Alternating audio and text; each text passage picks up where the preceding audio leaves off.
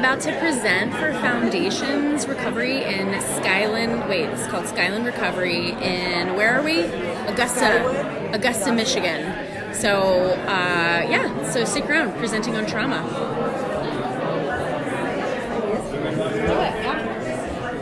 Okay, ladies and gentlemen, we'll go ahead and get started. That's impressive. That's impressive. Okay, we have Sarah, the founder of Head Heart Therapy, and we'll be going till about 12:15, and then we have a phenomenal lunch. So this used to be Yarrow Golf Course, and we've kept the executive chef and the culinary team. So you guys are in for a treat. Without further ado, Sarah.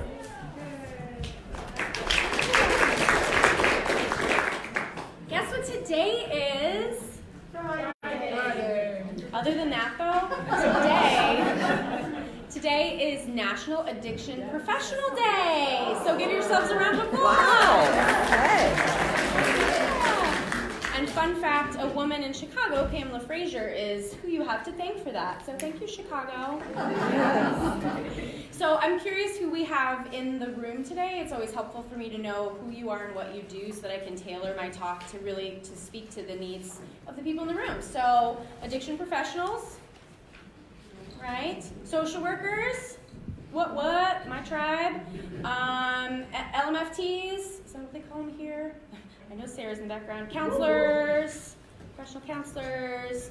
Anybody work in the school system? One. Criminal justice. Okay, medical. Okay, the rest of us work in treatment centers, either inpatient or outpatient.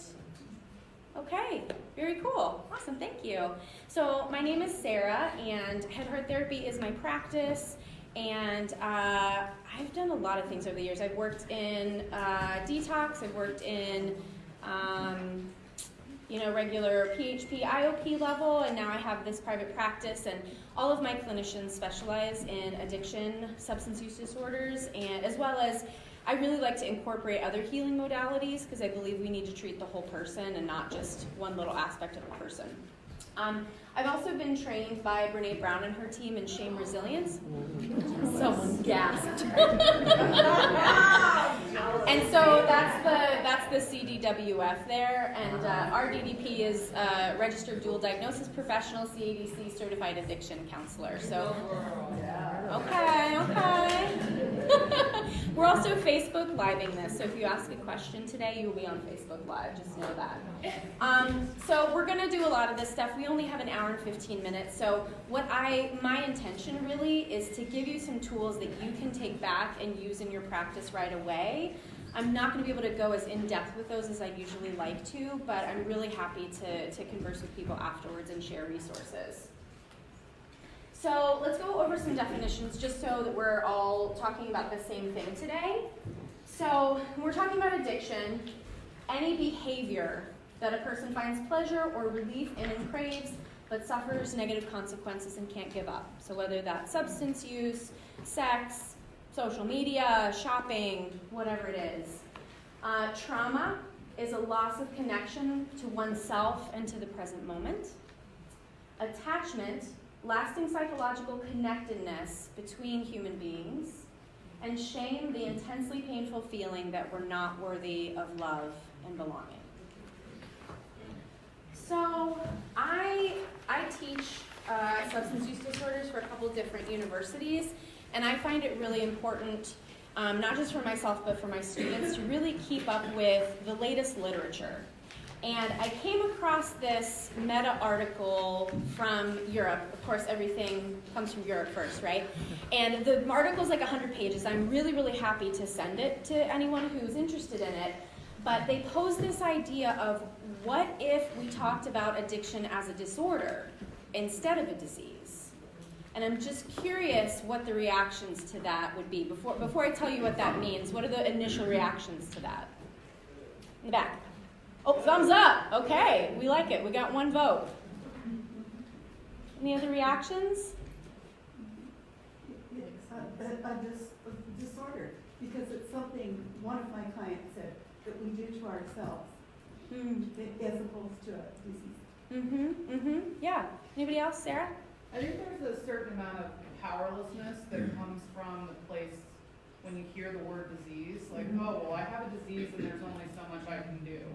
Yeah. And within addiction, it's like, well, actually, that's not true. There's Right. a lot that you can do. So just like breaking that, I don't know, like, word down. Yeah, so it sounds like y'all are on the same page with me. So let me read some of the things from the article that I found most poignant. So when we're thinking about addiction, our people's choices are impaired, but they're not impossible, right? So that speaks to what Sarah was just saying. So when we think about a disease like diabetes, right, the pancreas can't at any point decide it's going to start producing insulin if it can't, right? The pancreas has no choices. Fortunately, people with addiction disorders do have choices. Obviously, it becomes much harder to make choices that move one in the direction of health at some point, but choices are possible, right? There's a big difference between the brain, which is the physical squishy gray matter that's actually in your head, and the mind, right? We still don't really understand what the mind is. And we know that addiction plays a part in the physiological, neurobiological pathways that happen, but a lot of it is actually in the mind, and we don't fully understand that. The quote here was, one cannot rely on brain alone to predict or understand everything about human subjectivity or behavior, right? Another kind of vote for this disorder is that all experiences change the brain. So the fact that drugs do that does not then itself make it a disease, right? And then the disease term is, it was really, really, really helpful when we thought that it was a moral failing, right? And we absolutely needed to be able to shift from looking at personal responsibility to looking at the bigger picture. But now I think we're moving forward even more. And so I presented this at NADAC in Portland, and one of the things that a participant said was, what if some people have the disease and some people have a disorder? Right? Because has anybody worked with somebody that went through treatment before and then ended up able to drink normally later in life? I have. Yeah. The room goes silent. Am I challenging some kind of core things? Yeah. This is scary, right? We like to think that, there's this line, and there is a line, right? There are some folks that once they cross that line into addiction, they cannot use normally ever again. But not everybody who goes through treatment is that person. And what I found in kind of broadening out my horizons in different markets with addiction is realizing that most of the people who end up in treatment are not a good representation of what happens to all people who use substances, right? People can recover naturally. I worked on a pathways to recovery guide with an organization that's no longer functioning, but it's called Facing Addiction, and so they created this pathways to recovery, and someone was like, natural recovery. Apparently, 50% of people have natural recovery, and I was like, I've never heard of this, because I've got my narrow mind looking at addiction, right? So I think this speaks to, also when we're talking about co-occurring disorders, knowing what is really what's the underlying issue that has created dis-ease in a person. Addiction is not the underlying issue. Trauma is. And we're going to keep talking about that. So, we need to look at all of the ways that people come to misusing substances and becoming either physiologically or psychologically addicted to drugs. Genetics are important, but it's really not the biggest picture. I think we're kind of finding that genetics aren't necessarily the big part of it, right? I'm curious if we could do a study on the impact of generational trauma, because we know that men whose fathers were alcoholics are more likely to be alcoholics. Is that because of the genetic component, or is that because of what happened in the family that created the trauma, and what happened in the father's family that created trauma, right? It's a good question. So we need to be looking at nutrition, physical security, consistent emotional nurturing, and who's heard of Gabor Mate? Okay, not enough people in this room have heard of Gabor Mate, so go Google him now. He's a physician, and he works in Vancouver, and he's worked with a really, really struggling population. If you visited Vancouver, there are people that are ODing on the street. People are using drugs everywhere on the street. Like, I've never seen anything like that before in Chicago. Like, in Chicago, you'd think I'd see everything, but no. And it's a really, really tough population, and they had the first safe injection sites there. So Gabor Mate is really trying to figure out, like, what is at the core of why people become addicted and why so many people are dying from it. And the quote that he has is, "The question is never why the addiction, but why the pain." Right?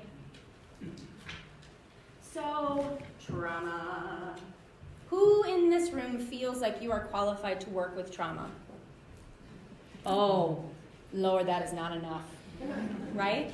Who in here knows that they're working with trauma but feels that they aren't equipped to deal with it? Okay, if you did not raise your hand, guess what? You're working with trauma. Every single one of us in this room is working with trauma. Yeah, absolutely. And, I think I'm really, really curious what's going to happen, 20, 30 years down the line. My guess is that at some point we'll get to wipe out the DSM, and it's going to be one short book with like 3 or 4 trauma diagnoses. Everything stems from that, right? I hear the knowing laughter out there. So what types of trauma are we looking at, right? So when you poll the general population and you say, have you been traumatized?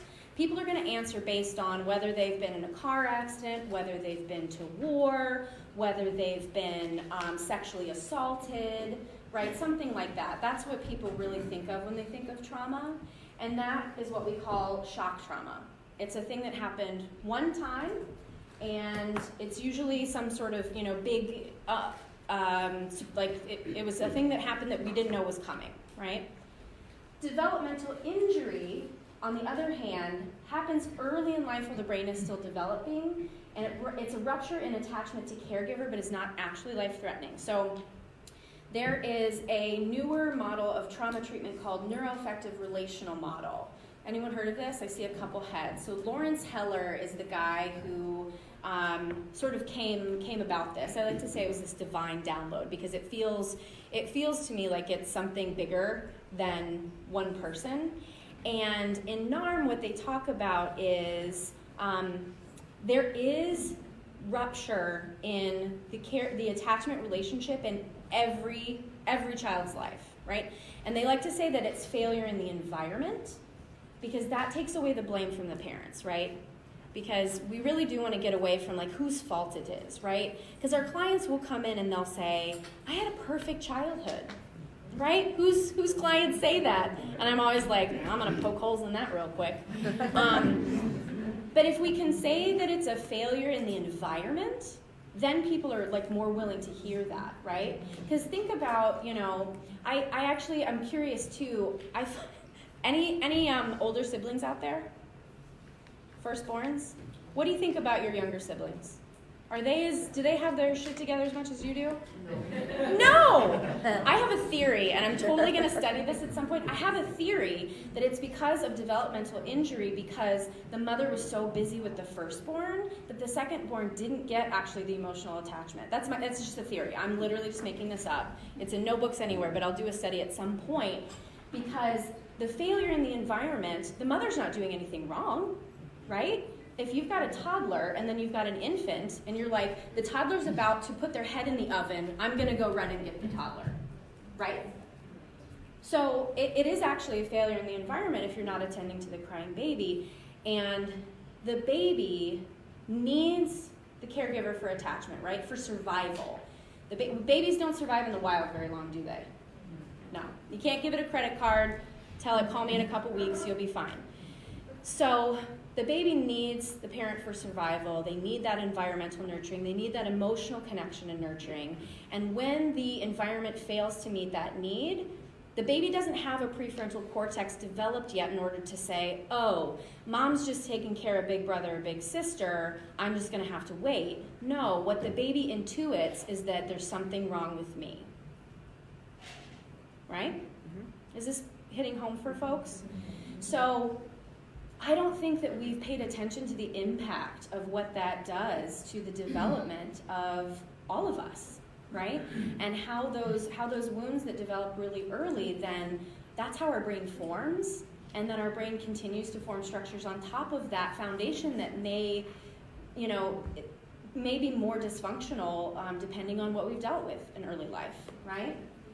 So then we have developmental trauma, which is rupture and attachment and survival threat, right? So children who've grown up in an abusive household or a neglective household, right? They have that emotional rupture, and then they also have that physical threat of safety. So we call that developmental trauma. And then complex trauma, repeated chronic experiences of developmental or shock trauma, right? So these are the folks that we see. These are almost all of my folks who struggle with addiction that I see in my private practice have really suffered from complex stress or complex trauma. Is this making sense to folks? Okay. Please ask questions as we go along if you have them. Okay, so trauma occurring in early life is linked to the development of substance use disorders. I don't think I have to sell this to anyone in the room, right? We all in agreement on this? We can just blow past this slide. So Gabor Mate says, and Narm also backs this up, that trauma doesn't happen to you, it happens inside you. Because if you think about, if something happens to you, you are just a victim of this thing, there's nothing you can do about that. But if it's that trauma happens inside you, we do have capacity to do, we have agency with that. We have somewhere we can go with that. Yeah? Question? No. Okay. So, more about what is trauma. So we think about trauma as creating restriction and constriction, right? So if we have access to our full aliveness, we can be open, we can be vulnerable, right? Because we don't have to protect ourselves. But if we have experienced any trauma, this is what we're going to do, with whether it's physically or with our heart. Right? And the body actually physically reacts to the trauma too. There's a lot more tension, a lot more cortisol is produced in the system, which then produces disease later in life, right? Trauma is disconnection from self and the world. And Lawrence Heller, his book is called Healing Developmental Trauma. I highly recommend everybody get that and read it. But he talks about being disconnected from our aliveness, our ability to really be in our full selves because of this trauma. Trauma shapes your view of the world, right? If you've experienced trauma early and often, the world is a terrifying place, right? And we are asking our clients to go to a 12-step meeting and meet a bunch of strangers they haven't met before and they've been traumatized. They might not be able to do it yet, right? That might be too scary. Trauma makes it hard to be in the present moment.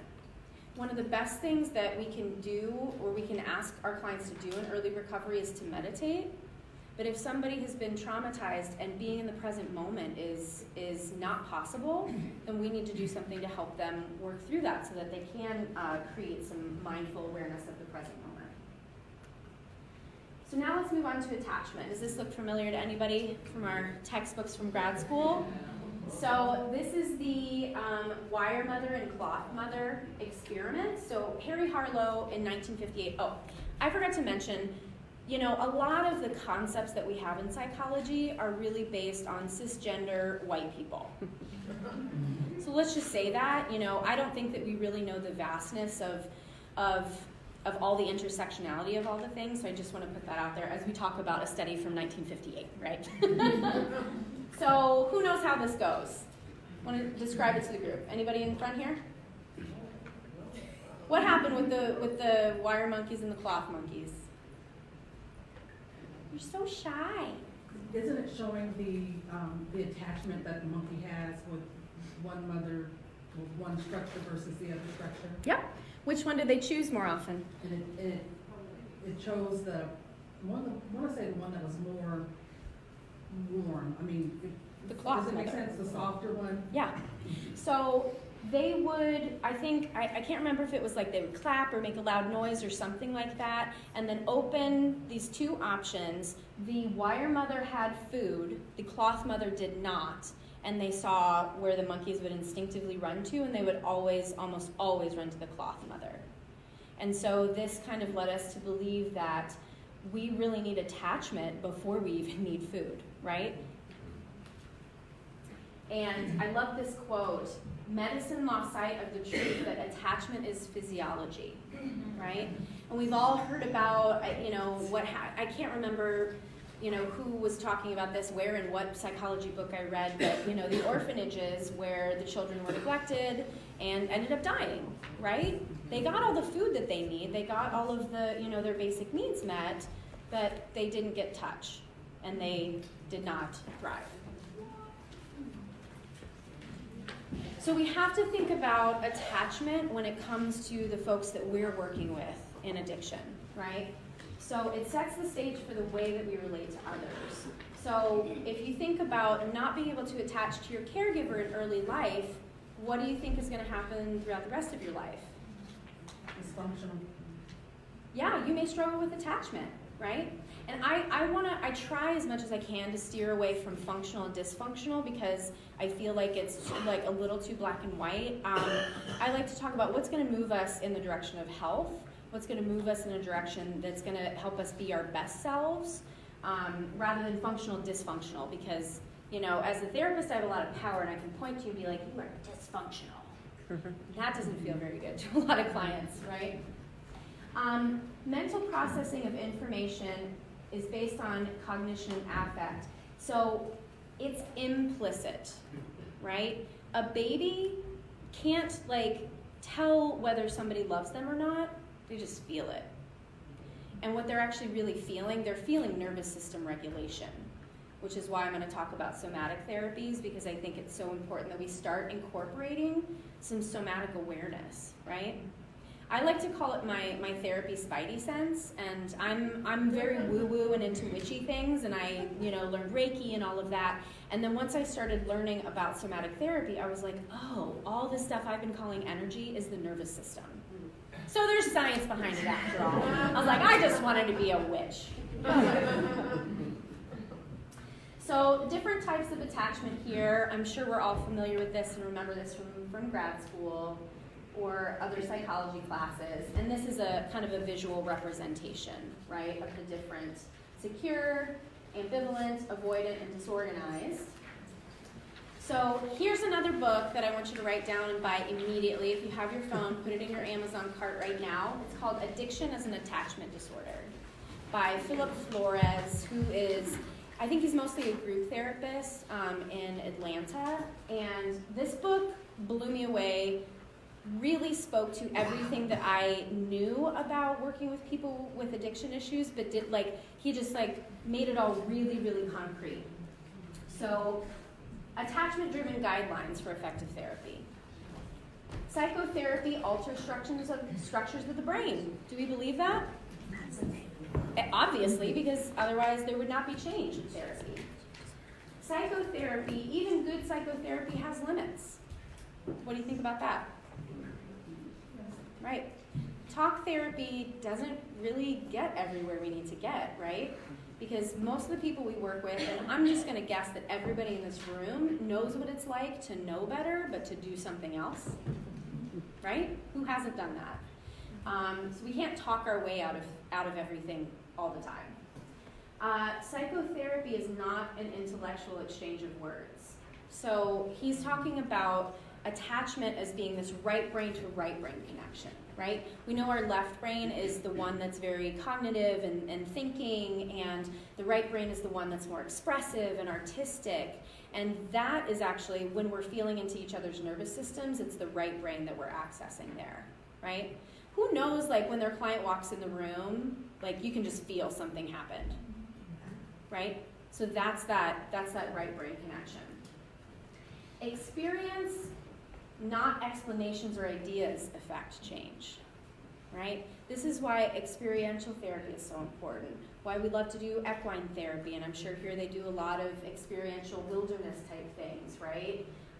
When we have experiences, it gives us an embodied understanding rather than just an intellectual understanding, right? I call my practice head-heart therapy because I want to connect the head and the heart. There's so many things that we know and we can articulate and regurgitate.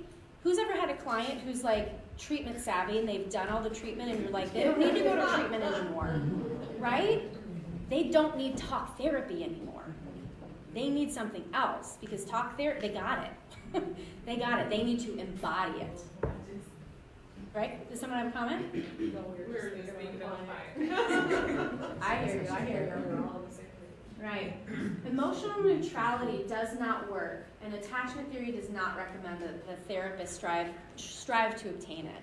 So I graduated 10 years ago, and luckily we weren't really talking about being completely neutral, but there was a lot of like, don't self-disclose and all this sort of stuff. But I think what we're finding from an attachment perspective is the relationship is really what does most of the healing, and a relationship is a two-way street. And it's obviously my relationship with my friends is not going to be the same relationship I have with my clients, but I do share myself with my clients because I think that's really important, right? Actually, a client this week, we really attend to the nervous system in the room, and he was all kinds of up here, and I was all kinds of up here because we've got mold in my house and everything's in disarray, and it's really dysregulating for me, right? It's really dysregulating for the system. And the client was like, am I all up here? And I'm like, yeah, but I am too. I can't ground you today.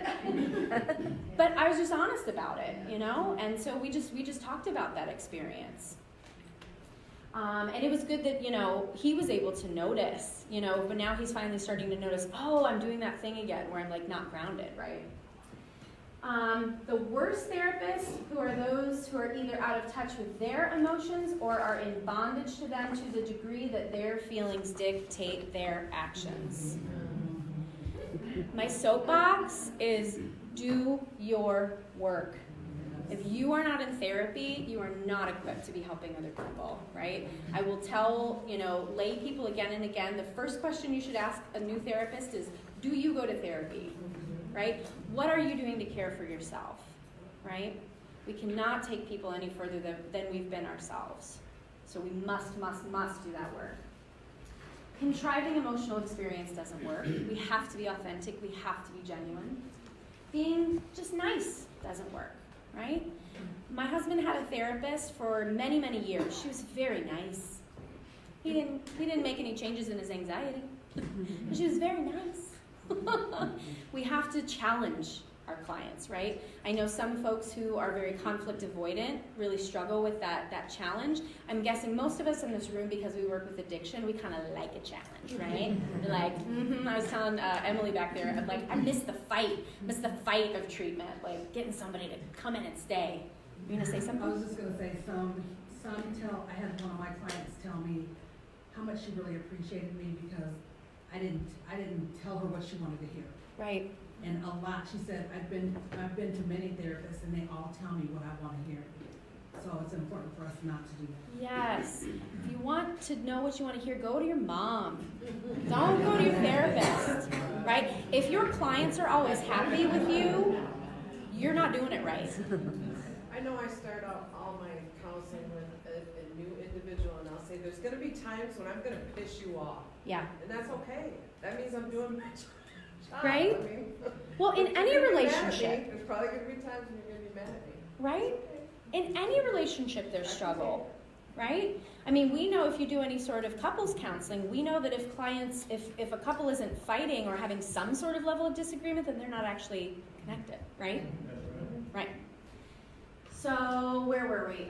Just being nice. Rotating therapists and specialists and treatment approaches works against the requirements for secure attachment, right? So, it's always hard to know when a client is cycling through different treatment programs. It's like, well, this one didn't work, but is it that this one didn't work, or is it that, there was something that just wasn't fitting? But I always like to continue the continuity of care, and keep people in the same system with the same providers as much as possible, as long as it's like good treatment, good providers, right? Therapy that works is intersubjective and mutually regulating. So I don't know about you, but when I'm having a bad day and I have to go to work and put on this like caretaker outfit and uniform, I feel better at the end of the day because I'm getting regulated by this mutual relationship that I have with my clients. Anybody else experience that? Yeah. Good, then we're in the right profession. Yay! All right. Deprivation of age-appropriate developmental needs leaves the substance user constantly searching for something out there that can be substituted for what's missing in here. So that really speaks to the NARM approach that, you know, there's this piece of self that substance users are not in connection with, and the substance is reaching for something that's gonna make that change, you know? In the 12 steps, we call this the God-sized hole, right? So shame. Shame is so fun, right? Actually, they call me the shame lady at one of the treatment centers I go to, and I kind of like it. I'm not mad about it. Somebody else called me the weird Brene, and I like that too. So we don't really have time to go through this exercise completely, but this is a tool that you can use with your clients. So ask your clients, how do they define shame in their own words, right? And usually what you'll get back as a very personal experience of shame, right? Like some people will say, you know, it's being isolated in my dark house, drunk out of my mind, or, you know, it's getting those divorce papers delivered to me, right? It'll be something personal. And, you know, having them list words that describe shame. We'll talk about this in a minute, but shame, embarrassment, guilt, and humiliation tend to get lumped into one, but they're all very different. And so it's really important to kind of help extricate those from each other. So let's actually do this one really quickly because this one's kind of fun. So if shame were a color, what color would it be? Black? Purple. Red, purple, brown? Well, what do you think? I'm asking you. What is it? Aqua. Anything else? Puce. Is it the word or the color or both? Right? Puce is not a word I'd like to say very often, but I'm going to say it again. Puce. So, fun fact, I was in a seminar on color therapy, and the presenter said that if you ask a child who's experienced trauma to draw that experience, they will always use red and black or red or black. And every single time I ask this question, red and black come up. Isn't that fascinating? If shame were a food, this is really fun. If shame were a food, what would it be? Broccoli, mushrooms, French fries, chocolate cake. What else? Ice cream, liver. Anything else? Something bitter. Okay, well let me ask you a question. Who likes broccoli? Who likes chocolate cake? Who likes liver? Okay, I knew a few weirdos would. All right. So, what does that say about shame if one person says broccoli is shame, but I like broccoli? Or one person likes ice cream, but another person thinks ice cream is shame. What does that say about shame? It is individualized. Shame is in the eye of the beholder. So never, ever, ever tell anyone, well, you shouldn't feel ashamed. Because I do. Back off. Don't tell me how to feel. You're not the boss of my feelings. Right? You can also do a piece of clothing, furniture. You know, you can come up with all sorts of things. And this is a really fun way to get clients engaged in. The purpose of this is really externalizing shame and being able to make it concrete. Right? And then draw a picture of shame. That's where this came from. Right? So, Brené Brown has crafted the definition that shame is the intensely painful feeling that we are unworthy of love and belonging. And often when I say that, that full definition, a lot of clients are like, I'm worthy of love. Sure, I'm worthy of love. So sometimes we have to dig in a little bit deeper and talk about, kind of break it down, right? So the easy definitions, way to differentiate shame and guilt is shame is I am bad, guilt is I did something bad, right? And shame is fear of disconnection, fear of not being good enough, right? And what I always tell clients too is that, we might think something in our conscious mind, but we might feel something different, right? So I know I'm worthy of love and belonging, but there are times when I really drop into this, I do not feel like worthy of connection, right? So humiliation is an experience where we feel like we didn't deserve it, right? So people may say shame and humiliation is the same thing, but I think humiliation has an energy behind it that you're gonna do something about it. If you feel like you didn't deserve it, you will see justice, right? Often. So there's some sort of momentum with it, but with shame, it's kind of a stopper. It just kind of stops everything. And then embarrassment is kind of the least toxic of all of these emotions, and embarrassment is something that we know has happened to other people, or it's not big enough for us to kind of carry around with us, right? So if you every once in a while have this memory of that thing that you did in elementary school, that was an embarrassment. That's shame. Do I see it? Someone's like, that happens to me. Like, I'll think of something I did when I was 10, and I'm like, oh, I was a terrible person. Like, I was 10. Come on, right? So the origins of shame. So this is the origins of shame from a cognitive place, right? Because when we go back to this idea of attachment, and shame happens intuitively when we don't have the language for it yet, right? But once we have the cognitive awareness, it begins as a two-person experience in our family of origin, right? And I would say it might be because your parents were assholes, but not necessarily, right? Because again, you'll have clients who come in and say, my childhood was perfect, right? So again, it can be a failure in the environment that was not necessarily a failure of the parent or a parent doing something wrong, right? So it could be, I definitely have clients who've come from families where they were overtly shamed and, you're good for nothing, you'll never amount to anything, and why can't you be more like me or whoever, right? And that would be overt shaming. Covert shame, I think, is also extraordinarily toxic and really, really hurtful to people when they haven't been able to put their finger on what it was, right? So I bring up religion not because I want to knock religion. I actually think spirituality is a crucial component of recovery for people, but rigid ideologies can be used as a weapon, right? Anything can be used as a weapon. Us therapists know how to use things as a weapon better than anybody else, right? Don't get in a fight with a therapist because they know how to use that shit against you, right? But was anybody raised in a religious household where there was a rigid like, you need to fit in this box in order to be, yeah, right? And did that ever create shame? Yeah, right? In my household, you're not like Jesus, you're not doing it right, get out. But I don't know anybody else who's like Jesus, so I don't know who was doing it right. I tend to see a lot of folks who've gone through the military and also talk about like a military household having a lot of rigid ideologies.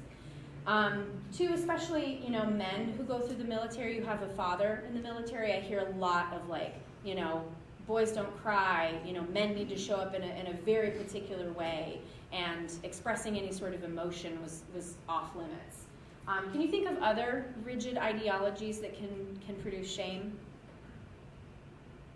School. School, absolutely, yeah. What kind of gender? Yeah, Gender. yeah, gender construction, yeah, absolutely. Peer groups. Absolutely, peer groups. If you've got some sort of like toxic culture of, we think of gangs, right? Like gangs are a way for folks whose family don't give that love and support. The gang is kind of this enticement of love and support, but in the service of doing illegal things, right? If you fail to meet the expectations in the game. Right, right. High achieving families? Yes, high achieving families, right? Well, one of the questions that I'll ask my clients is, who is the black sheep of the family? A lot of folks will raise their hand, and that's the identified patient usually, right? That's usually the obvious person who is the screw up in the family. But then I ask, who were the high achievers in the family? And then, half of the room raises their hand there, and some of them identify as both the black sheep and the high achiever. And the way that shame is created with the high achiever is it's impossible to keep those standards up all the time, right? What came up for me in therapy the other day was this recognition of I didn't get a chance to fall apart as a child. I had to keep it together because my mom was struggling, because my dad was a narcissist, and my brother was the one who was the identified patient, depressed and all that. I didn't have room to fall apart. But I'm struggling with chronic shame, right? So parental attitudes, family rules, parental and sibling success. Anytime when you're comparing yourself and you're not winning, we continue to internalize these things. So shame can present as chronic, it can present as acute. My personal belief is that everybody struggles with shame.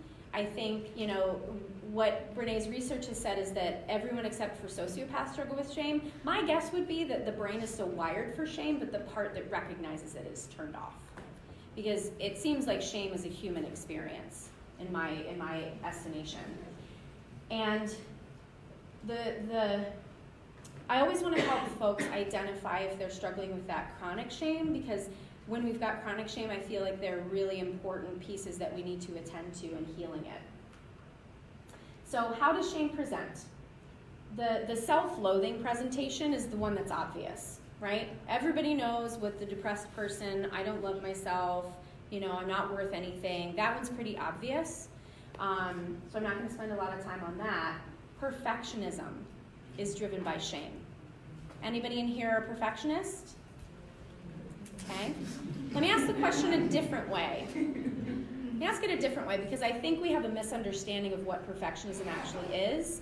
And if you, does anybody set expectations for themselves and then when they don't meet them, they feel like a piece of crap? More people raise their hand. Guess what? You're a perfectionist too. Because it's not about being perfect, it's about wherever you set the bar, either you set the bar too high and you're never going to meet it, or you set the bar at a certain level and then you say, oh, I did that, I should be doing this. That's perfectionism. And many of us in our type A, success-driven society really fall in that category, right? Because I identify as a perfectionist, but if you came to my house right now, you would be like, that's not perfection. Because that's not the area where I don't care what my house looks like, really, but I care what you think of me. I care what my clients think of me. I care what literally every single person thinks of me. And I want everybody to love me. Right? Can you all identify with that too? Right. When I really get down to it, I love when clients will say, I don't care what anybody thinks. Come on. Literally you care more about what people think than I do, right? That's just not, it's denial is what it is, right? It's denial of really what is the actual human experience, which we all desire connection, right? Narcissism. So I love working with narcissism, partially because my father was a narcissist and it totally makes me feel like I'm so great when I can actually tame the narcissist, but healing childhood wounds. But so narcissism, I feel like narcissism is really interesting when it comes to shame. So we all know that narcissism is really this lack of connection to the inner life, right? And there's this emptiness. So a couple things that I have noticed. I'm really interested in Buddhist philosophy and how that applies to psychology, because it seems to make a lot of sense to what I experience and what I've seen my clients experience. And in Buddhism, they talk about everyone is trying to avoid suffering, and either we numb suffering or we seek pleasure, right? And I find that that's exactly what happens. 2 different camps of people who are using substances have become addicted. One camp will tell me, I experienced trauma, I'm in pain, I'm depressed, I'm anxious, and that's why I used drugs and alcohol and became addicted. And then I'll have this other, it's usually 1 or 2, often men, not always, but folks in the room who will say, I just did it for fun. I didn't have any trauma in my life. And what I think happens with those folks, because we know that all people who struggle with addiction struggle to tolerate negative feeling states, right? People with addiction issues are more sensitive than the general population to negative feeling states, right? And so my theory is that those folks who are just seeking pleasure never got challenged to develop an inner life. They never had the traumatic experiences, the pain, to really get in touch with what that's like to tolerate negative feeling states. And so they're using it's fun, not fun, right? And then by the time it's not fun, they have no tools, right? And the way that shame comes in with this, and NARM does this perfectly, it talks about shame-based identification versus pride-based identification. And if I have a shame-based identification, I'm going to endorse the shame, I'm going to know where it is, I'm going to be able to point to it, all those things. If I have a pride-based identification, I'm going to pretend that the shame is not there, right? But in my experience of working with shame, the more the person is in denial of their shame, the more toxic it actually is. I actually had a relationship with a person who was in recovery from substances, and I was totally fooled because he's like, I don't think I have shame anymore. I experience it acutely, but I don't think I have chronic shame anymore.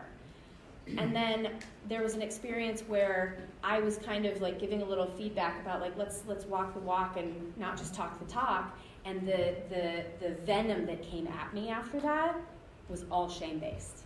And it was this pride-based identification of, I don't have shame, I healed it, I fixed it, right? I love when people are like, I've done that work in therapy already. Oh, have you now? Why are you back here, right?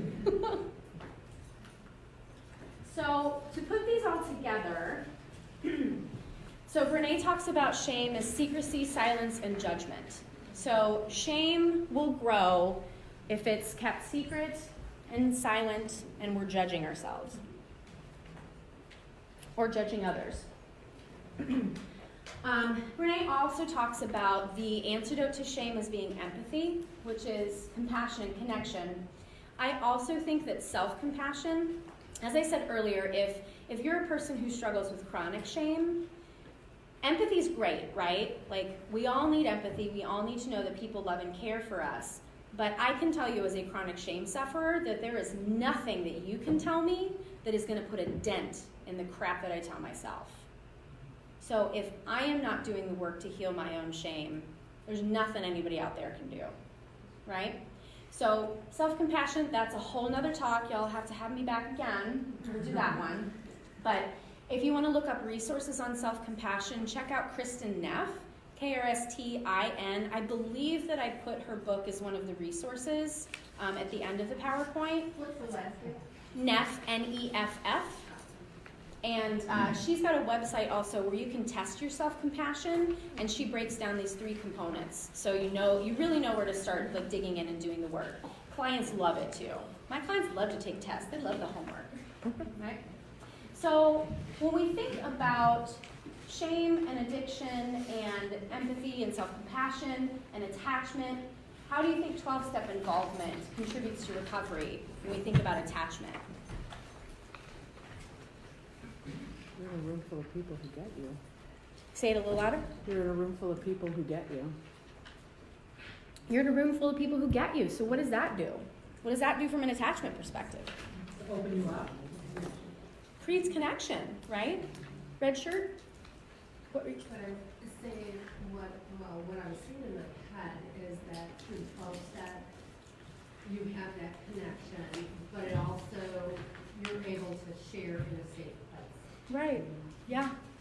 It should be a safe place. And the caveat I always tell my clients, because there's always people who aren't into it, right? There are people who don't want to go to groups, and there are groups that are unsafe. There are groups that are toxic, right? Again, like when we go back to rigid ideologies, there are rigid 12-steppers, right? And those folks are toxic to actually getting newcomers to come in, right? And so I always tell my folks, if you go to a 12-step meeting and you didn't like it, like it probably sucked, and let's find you one that's good.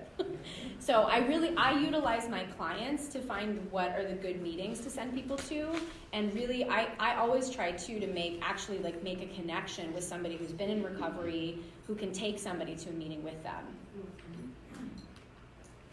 So shame and addiction continued. So this is, again, from the Addiction as an Attachment Disorder book. And I put this language in quotes because I do not like disordered person with alcohol use disorder. Screw that language, but that's what they use. So things that these folks often lack is an ability to regulate emotion, which I was in that club myself too. Self-worth or lack of healthy narcissism. Right? So narcissism isn't necessarily a bad word. We all need ego to be able to survive in this world.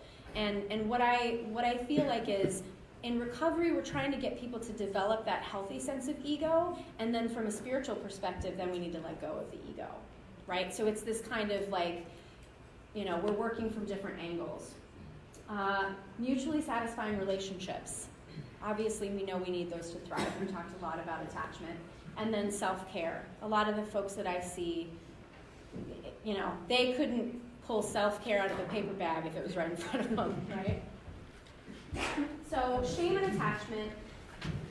Since painful, rejecting, and shaming relationships are the cause of their deficits in self, they cannot turn to others to get what they need or have never received. I had a conversation with a client earlier this week who talked about the experience of really wanting connection, but then when that connection showed up, this happened. And it's because they have an abuse history, right? I want this love, but I can't tolerate it, right? And in NARM, we call that's the core dilemma that we're always trying to get to, and to help people recognize that this is why we act out. This is why we develop addiction. This is why we develop really painful coping strategies, is because we were in an impossible bind. I needed to be loved and cared for by my caregiver, but they hurt me. What's a child to do but act out and try to protect themselves to survive, right? So I said this earlier, shame is how the child interprets why there was a failure in the environment. And the child will always blame self rather than blaming the caregiver because it's just not safe to do so. So the way that Gabor Mate put it is that they choose attachment over authenticity. And what NARM talks about is that there are stifled emotions that all of us didn't get to experience completely, grief and anger, right? Because I'm angry that I didn't get the childhood that I deserved, right? And I'm sad about that, right? But truly when we think about, have we given ourselves space to do that? I don't think we do. I really don't think we do. So shame plus trauma plus attachment plus addiction, have I sold you? These things all go together, right? So shame is experienced as trauma because it is development. It's a result of developmental injury. And trauma and attachment issues leave a person more susceptible to substance use, right? Did I win you? Yeah. You're in? Yes. Let's go. Let's do shame resilience. So the tools of shame resilience, and this is all developed by Brené Brown. The first is recognizing shame and triggers. So that's why I talk to my clients to teach them what shame is so that they know what they're looking at. And then what sorts of things trigger shame. One of my clients talked about, whenever his wife doesn't listen to him, that really triggers his shame. So he knows it. So whenever his wife shuts down, he can now recognize, oh, I'm triggered in shame, which leads me to want to act out in a certain way. Practicing critical awareness is kind of pulling back and looking at the bigger picture of why might this be creating some shame, right? Digging into looking at our history, looking also, I'm a social worker, so I'm always looking at the environment, right? Like body image is a really easy one when it comes to critical awareness, right? Like why do we feel like crap about our bodies? Because media. Thanks Hollywood. And then Brené just has reaching out for empathy, but I also put reaching in for self-compassion. And I think too, when we add the somatic component to it, reaching out for empathy, we're reaching out for co-regulation. And when we are reaching in for self-compassion, we can practice self-regulation. And then speaking shame, we want people to be able to tell their stories in a way that gives them agency. We want people to be able to feel the capacity to heal from what they've suffered from. Somatic therapy. So when I say somatic therapy, anybody know any techniques, any different somatic therapies? Anybody practice any of them? Yeah? Betsy? I do. Some Janina Fisher. Janina Fisher, yeah. Yep, she's under the sensory motor psychotherapy umbrella. Yeah, anybody else? No? Go do it now. Here are some websites. So, I'm such a pusher. Like, they're just things like we gotta do, right? So, my goal is really to invite people to really to step to the next level in your clinical game, right? Grad school, I always tell my students, like, when you graduate, you know nothing. And you go out there and you learn some stuff, and then you learn you really still don't know anything, and you gotta go learn more stuff, right? We always need to be challenging ourselves as clinicians to be going to the next level and finding out what new things are on the horizon. Somatic therapy is where it's at. Trauma is underlying everything, and so we need to be addressing it from a broader perspective. So these are just this is not the totality of all somatic therapies. These are just ones that I have experience with. So I told you about NARM, Neuroaffective Relational Model. There is a training happening in Chicago. I'm pretty sure they're going to come back to Chicago every year, so that may be something you want to look into. Sensory motor psychotherapy, developed by Pat Ogden out of Naropa. Sensory motor psychotherapy is just for therapists, so you do have to have a social work or counselor degree in order to do that. Somatic experiencing can be done, you just have to be some sort of healthcare professional. So massage therapists, yoga teachers, physical therapists can also do somatic experiencing. Somatic experiencing really has a focus on shock trauma, and sensory motor psychotherapy combines shock trauma and developmental trauma. And neuroaffective relational model is really mostly developmental trauma. And then somatic transformation is more developmental trauma. And then SOMX, developed by Kent Fisher and Michelle Rappaport at the, Experiential Healing Center in Memphis. That's a really cool one. They combine experiential therapy and somatic therapy. They're cool peeps. So do we have time? Yes. I need 3 volunteers. You don't have to speak, you don't have to say anything, but I need 3 volunteers. Go. 1, 2, 3.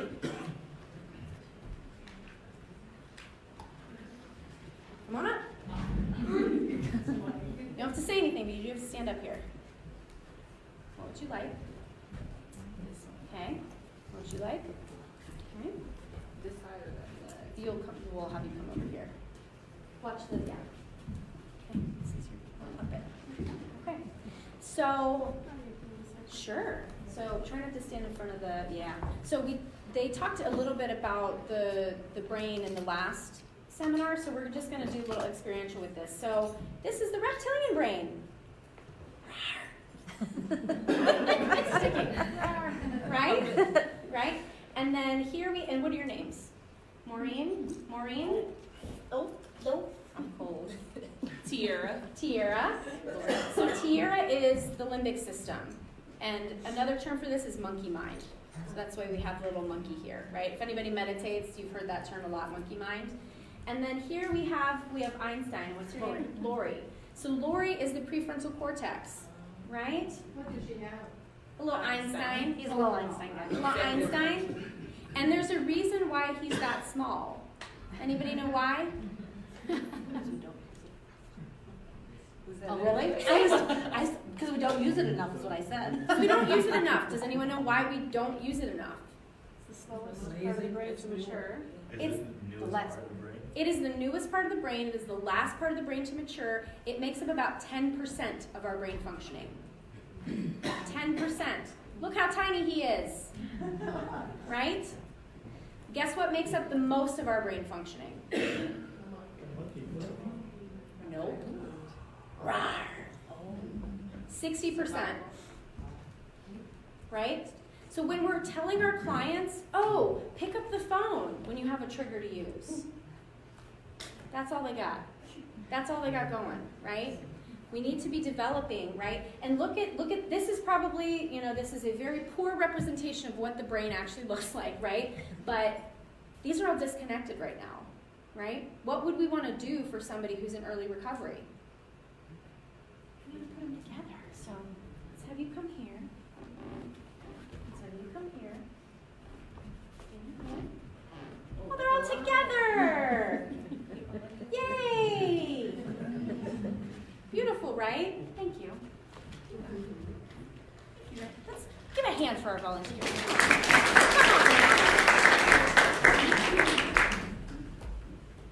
So, we said this already, but the brain develops from the bottom up, and so, I'm not a scientist, so I'm not going to pretend I can say this in the most glorious way, but essentially, the reptile part of the brain has been around a lot longer, so it's gotten a lot more use and it knows what to do. The other parts of the brain, especially the left hemisphere, which is where language and cognition happen, develop last. So that's the part of the brain that we're using in talk therapy, guys. How can it possibly be the most effective thing? Have I sold you yet on somatic therapy?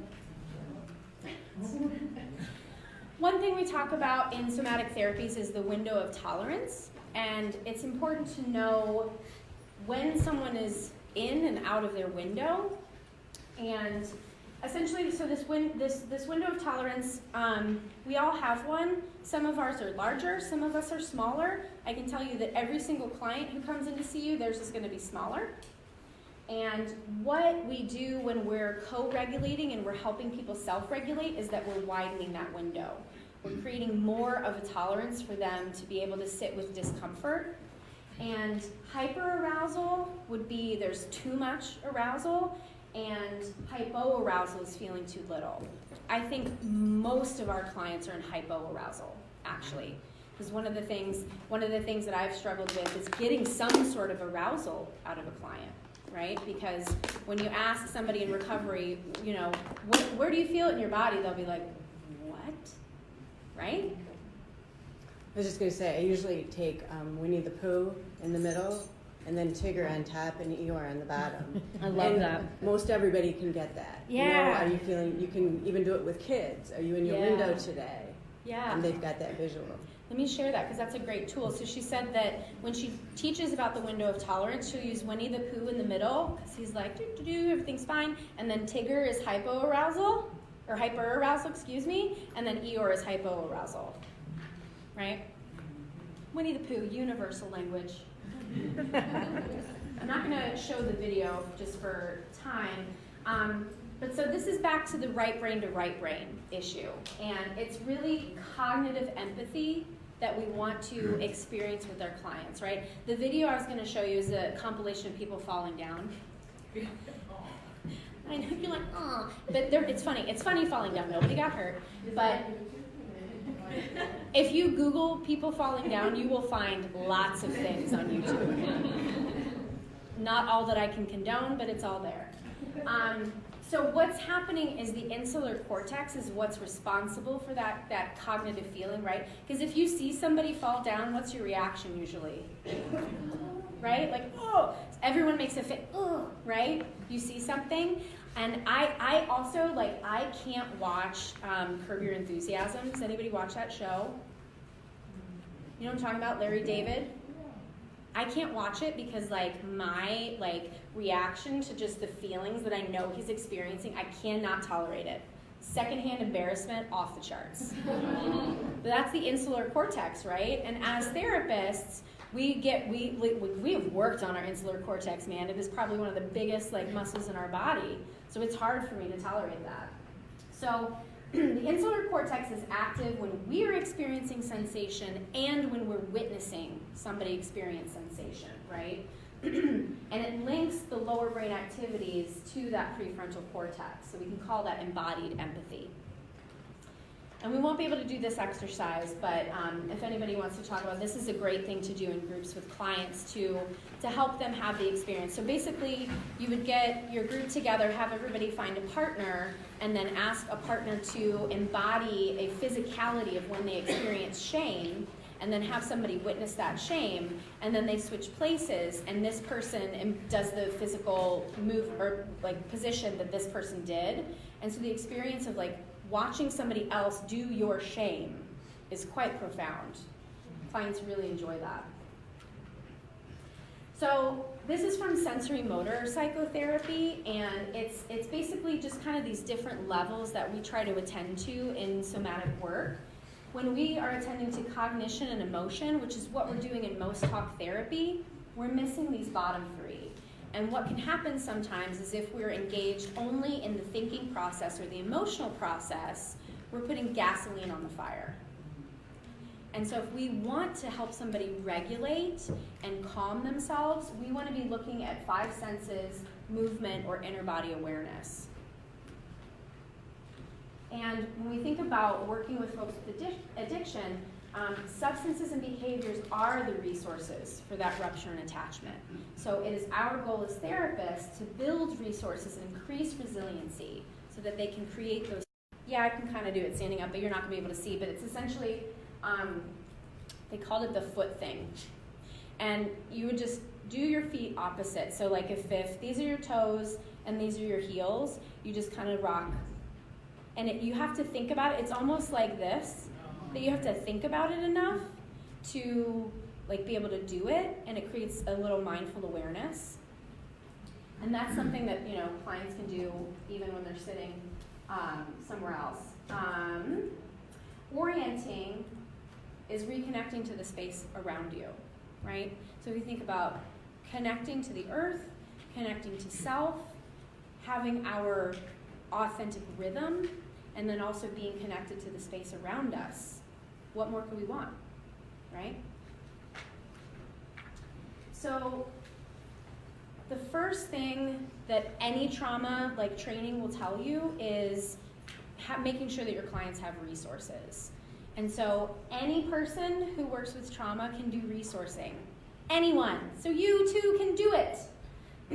So resources are what is going to heal the brain, essentially, and create a strong ventral vagal tone, which we didn't talk about the polyvagal theory, but that's a whole nother thing. That's a whole nother lecture. You have to have me come back twice. So resources are going to provide that stabilization and the foundation for actually then processing the trauma. So resourcing in and of itself is not processing the trauma, but it's creating a foundation for which we can then build that work. So 2 things that we want to do is amplify the natural resources that a client already has, and then the second would be introducing new ones. So one of the techniques that they talk about in both sensory motor psychotherapy and somatic experiencing is tracking. You want to be really tracking your clients. What are they naturally already doing? When I did the training, I noticed that one of the things that I naturally do to resource myself is swaying. For whatever reason, that makes me feel good. I have clients who will rub their legs, right? Or, have a client who will do this, and we like to think of this stance as defensive, but how about we think of it as protective, right? And they're holding themselves. So this isn't, we don't have to pathologize a stance if a client is doing this, right? Because they talked earlier about oxytocin. Oxytocin is produced when there is touch, whether it's by someone else or by self, right? So touching oneself can be really helpful. Let's see, I actually go into some of these things. So resourcing, you can do all sorts of things. So if you're resourcing from a relational perspective, don't use individual people because then that can trigger the relational trauma. But you can think about support groups or communities or like your neighborhood, something like that. Environmental resources can be anything that the person has in their environment that they find helpful, right? I have clients who live by the lake in Chicago because they really love to go to the lake, and the lake is this thing that calms them, right? Spiritual resources. You know, hopefully we are helping our clients develop their spiritual resources so that they can call on that in a time of need, whatever it looks like. There's actually an article in the New York Times right now that talks about therapists needing to understand astrology and tarot.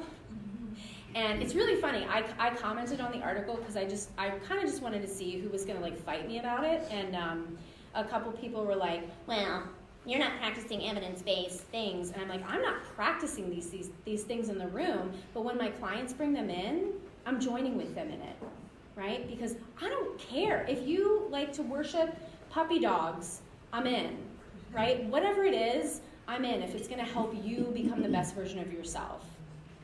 And it's going to connect you to something bigger than yourself. Sensory resourcing, so, you know, that's, again, can be touch. It can be, you know, what are you hearing? One of the easiest grounding resources is you see something, hear something, smell something, taste something, and touch something, right? And that can get us grounded in the present moment. Images, pretty obvious. You know, we can look things up online, or, you know, we can just look out the window, whatever it is. Internal strength, you know, I always tell my clients, I truly believe that people with addiction issues are called for a higher purpose, and if they weren't called for a higher purpose, they'd be dead, and they're not dead. So there's something that got them to the space that they are today. So that means even if they feel like they don't have internal resources, it is our job as a therapist to be able to show them where those are. And then also soothing movement, like I told you about my swaying, right? I have some clients who I notice do a little rocking. So that's really all I've got for you. We have like 2 minutes for questions, but I'd love to hear if there was anything, just briefly, that you found was really impactful for you today that you're going to go use when you leave here. Nothing. It was stupid. I hate you. Every time I do that, somebody says something. That's why I do that. Also, I have a podcast. I'm going to advertise myself. I'm really proud of this. I talk to other people in healing professions about the intersectional journey of taking care of self while healing others. And yeah, so if you like podcasts, check it out. Do have resources, and then you can download this presentation if you need to later. And that's how you get me.